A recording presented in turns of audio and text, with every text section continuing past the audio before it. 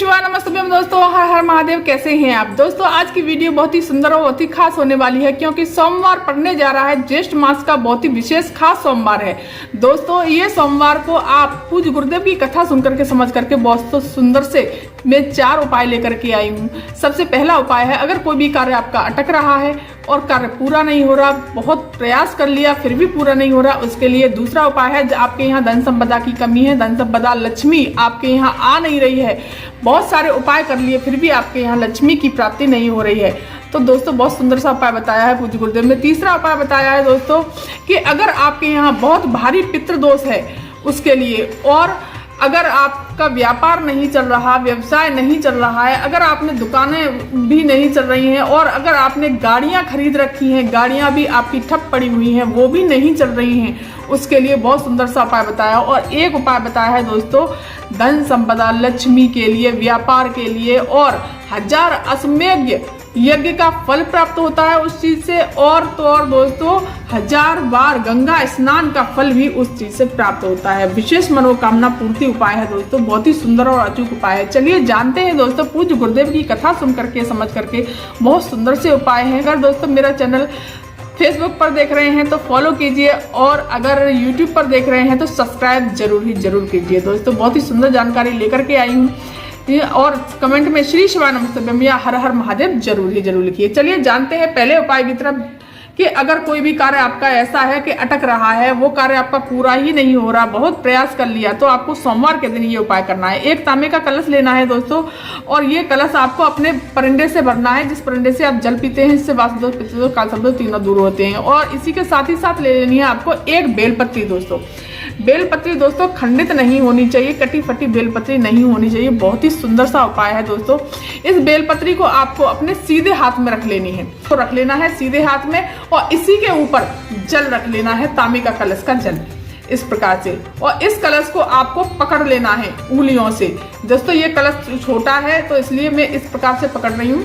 इस तरह से आपको ये इस कलश को पकड़ लेना, सीधे देवादिदेव महादेव के शिव मंदिर पहुंचना। शिव मंदिर पहुंच करके आपको उत्तर दिशा की तरफ मुख करके खड़े हो जाना। इससे भोलेनाथ आपकी कामना को शीघ्र से शीघ्र पूरा करते हैं। अब वहां पर पहुंच करके आपको क्या करना है, जो कलश आपने पकड़ रखा है इसे आप उल्टे हाथ में पकड़ लीजिए। इसे उल्टे हाथ में पकड़ लेंगे, और जो बेलपत्री लेकर के गए हैं इसे हम अशोक सुंदरी के स्थान पर समर्पित कर देंगे, ऐसे के ऐसे ही। लेकिन दोस्तों इस बेलपत्री का डंडी का मुख जलाधारी की तरफ होना चाहिए, जहां से जल नीचे की तरफ गिरता है। इस तरह से आपको इस बेलपत्री को अशोक सुंदरी के स्थान पर समर्पित कर देंगे। अब थोड़ा सा जल हम अशोक सुंदरी के स्थान पर, जहां बेलपत्री हमने समर्पित की है, अपनी कामना को कहती हुए जो कार्य अटक रहे हैं वहां समर्पित करेंगे। और फिर जल हमें चारों तरफ घुमाते हुए श्री शिवाय नमस्ते मंत्र का जाप करते हुए इस तरह से घुमाते हुए और शिवलिंग पर समर्पित कर देंगे। श्री शिवाय नमस्ते मंत्र का जाप करते हुए और अपनी कामना को कहते हुए, बाबा मेरा यह कार्य अटक रहा है, बहुत दिनों से प्रयास कर रही हूँ, पूरा नहीं हो रहा है। और फिर चंदन व वीर जुगलाल जो पूजा की सामग्री लेकर के गए हैं वो कर देनी है, और बाबा को प्रणाम करते हुए सीधे अपने घर चले आना है। अब चलिए जानते हैं दोस्तों दूसरा उपाय, जो कि धन संपदा के लिए है। आपके यहाँ धन संपदा नहीं आ रही, बहुत प्रयास कर लिया, बहुत दिक्कतें जा रही हैं, तो आपको क्या करना है, सुबह सुबह बेलपत्री के वृक्ष के नीचे जाना है, तांबे के कलश में जल लेकर के, और वहां पर जल लेकर के जाना है दोस्तों। बेलपत्री के वृक्ष के नीचे जल समर्पित कर देना है, और वहां पर छिड़काव कर देना है। बेलपत्री के नीचे दोस्तों छिड़काव करना है, इस प्रकार से छींटे मार देना है, और प्रणाम करते हुए इस तरह से आपको सीधे अपने घर चले आना है। फिर शाम के समय पर, प्रदोष काल के समय पर फिर आपको जाना है और एक घी का दीपक ले जाना है। इस प्रकार से एक घी का दीपक ले जाइए, गोल बाती का। इस घी के दीपक को वहीं बेलपत्री के वृक्ष के नीचे रख देना है, और इस दीपक को प्रज्वलित कर लेना है। दीपक को प्रज्वलित करने के पश्चात दोस्तों ये दीपक वहीं रख करके, और कोई आसन नहीं, कोई कुछ नहीं, जमीन पर ही आपको बैठ जाना है। बैठ करके वहां पर पेड़ की छांव में, पेड़ की ओट में श्री शिवाय नमस्ते मंत्र का जाप करते हुए, बाबा से प्रार्थना करते हुए, बाबा से कहते हुए कि बाबा मेरे यहाँ धन संपदा नहीं आ रही है, लक्ष्मी की बहुत सारी कमी है, और एक की जड़ में से आपको मिट्टी उठा लानी है, थोड़ी सी मिट्टी उठा करके ले आनी है, और इस मिट्टी को आकर के अपने घर में कहीं पर भी पटक देना है। दोस्तों ये उपाय आपको 5 सोमवार करना है। 5 सोमवार करके देखिए, आपके यहाँ धन संपदा की लाइन लग जाएगी, कमी नहीं रहेगी। आपको खुद महसूस होने लगेगा 1-2 सोमवार में ही कि हाँ मेरे यहाँ धन संपदा बढ़ने लगी है और मेरे यहाँ धन संपदा की कमी नहीं है। तो आपको ये उपाय दोस्तों 5 सोमवार करना है। अब चलिए जानते हैं दोस्तों तीसरा उपाय, जो कि बहुत ही सुंदर और अचूक उपाय है कि आपके यहाँ अगर पितृदोष है या कोई और परेशानी है, पितृदोष की वजह से भी परेशानियां आती हैं, आपका व्यापार नहीं चल रहा है या दुकानें नहीं चल रही हैं, गाड़ियां नहीं चल रही, गाड़ियां खड़ी हुई हैं, खरीद के तो रख ली लेकिन चल ही नहीं रही हैं, तो उसके लिए 2 उपाय हैं इसमें दोस्तों। वो उपाय किस प्रकार से करना है, आपको क्या करना है कि 21 दुर्वा ले लेनी है। इस प्रकार से 21 दुर्वा आपको गिन करके ले लेनी है और इसी के साथ में आपको 21 दुर्वा लेकर के जो मौली है, कलावा जो किसको कहते हैं, कलावे से इस 21 दुर्वा में आपको 7 गांठ लगानी है। श्री शिवाय नमस्तुभ्य मंत्र का जाप करते हुए इस 21 दुर्वा में 7 गांठ लगा करके जो अपना पानी का परिंदा है, जहां मटका है, वहां पर आपको 7 गांठ लगा करके इसको इस प्रकार से 7 गांठ लगा देनी है और इसे 1 कटोरी में चावल भर लेने हैं। इस प्रकार से 1 कटोरी में चावल भर लेने हैं इस तरह से, और इसी में ये दुर्वा आपको रख देनी है।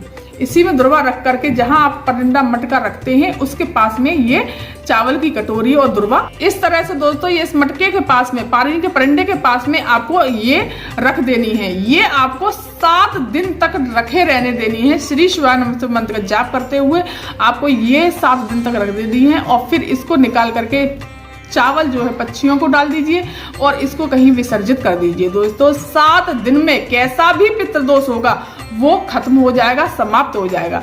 अब चलिए जानते हैं इसी का एक दूसरा उपाय है दोस्तों। आपको क्या करना है, 1 दुर्वा ले लेनी है, 1 तांबे के कलश में जल भर लेना है। तांबे का कलश ले लीजिए या स्टील का कलश ले लीजिए, 1 दुर्वा इसी कलश में आपको डाल लेनी है और 7 चावल के दाने, यहाँ से देखिए दोस्तों, आपको 7 चावल के दाने ले लेने हैं। गिन करके आपको 7 चावल के दाने इसी कलश में आपको डाल लेने हैं और ये चावल के दाने इसी कलश में डाल करके आपको जो व्यापार नहीं चल रहा, जो व्यवसाय नहीं चल रहा है, जो दुकान नहीं चल रही है या आपकी गाड़ियां नहीं चल रही हैं, अगर गाड़ियां नहीं चल रही हैं तो आपको ये गाड़ी में रख देना है 1 घंटे के लिए, आधा घंटे के लिए, और अगर व्यापार नहीं चल रहा वहां पे 1-आधा घंटे के लिए ये रख देना है और फिर आपको गाड़ियों के लिए ये निकाल करके उसमें से, गाड़ी में से, और ये चारों तरफ घुमाते हुए जल को, चारों तरफ पूरी गाड़ी के जल को घुमाते हुए उनके पहियों पर पूरी गाड़ी पर डालते हुए और ये वहीं समर्पित कर देना है। इसी प्रकार से आपको अपनी फैक्ट्री में, व्यवसाय में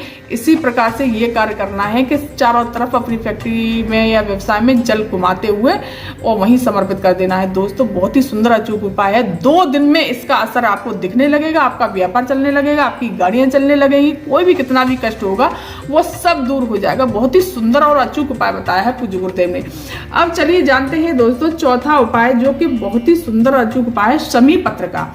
अगर आपको यहाँ व्यापार, धन संपदा, वैभव और दोस्तों इन सब चीज की कमी है तो आपको क्या करना है, 1 तांबे का कलश लेना है, इसको जल भर लेना है अपने घर से और 1 शमी पत्र ले लेना है इस प्रकार से और सीधे देवादेव महादेव के शिव मंदिर पहुंचना है।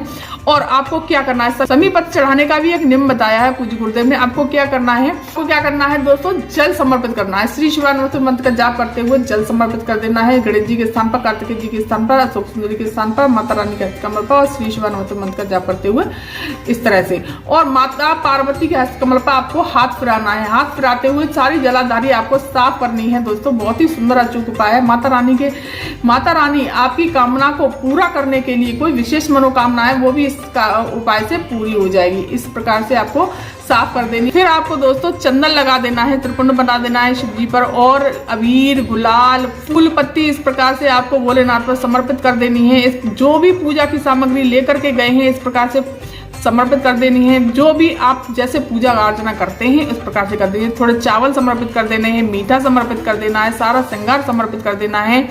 और दोस्तों एक बात और विशेष है, जो आपको क्या करना है, सारा श्रृंगार मेरे महादेव का हो जाए उसके बाद में आपको शमी पत्र को लेकर के माता पार्वती के हस्तकमल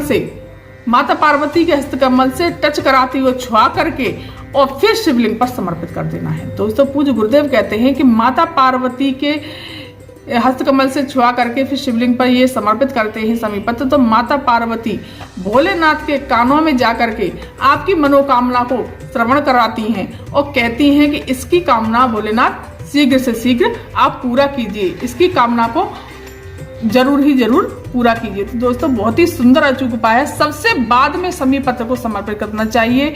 इससे हमें 1000 गंगा स्नान का फल भी प्राप्त होता है और हमारी कैसी भी मनोकामना हो माता पार्वती भोलेनाथ से कह करके वो पूरी करवाती हैं। बहुत ही सुंदर और अचूक उपाय है। इस प्रकार से आपको ये उपाय करने हैं। तो मेरे चैनल पर आप नए आए हैं और फेसबुक पे चैनल देख रहे हैं तो मेरे चैनल को फॉलो कीजिए, और अगर यूट्यूब चैनल देख रहे हैं तो मेरे चैनल को सब्सक्राइब और लाइक और कमेंट में श्री शिवानमस्तभ्यम या हर हर महादेव जरूर ही जरूर लिखिएगा। धन्यवाद।